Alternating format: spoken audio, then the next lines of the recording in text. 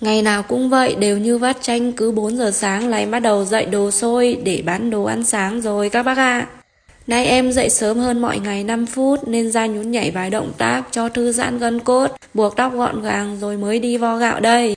Nhìn xung quanh hàng xóm chưa nhà nào dậy cả. Với thời tiết mười mấy độ như này, nếu không phải vì mưu sinh cơm áo gạo tiền thì giờ này vẫn đang chăn ấm đệm êm, ôm con ngủ rồi các bác nhỉ. À các bác thấy gạo sôi màu vàng óng đẹp như này, đừng bảo em cho phẩm màu vào tội nghiệp em nha. Nay em có chồng dậy sớm, chuẩn bị đồ bán cùng nên em đi đánh răng, rửa mặt, rồi phi xe ra mở cửa quán, dọn đồ ra trước. Mà lúc đi hơi vội, không khoác thêm áo, đi xe mà lạnh thấu tâm can luôn các bác ạ. Trời mùa này các bác ra đường nhớ mặc áo ấm nha. Dọn đồ xong quay về, lúc này 5 giờ 10, nồi xôi của em chín rồi. Video của em đến đây thôi. Các bác thấy video này của em, chúc em một ngày buôn bán đắt hàng nha. I love you.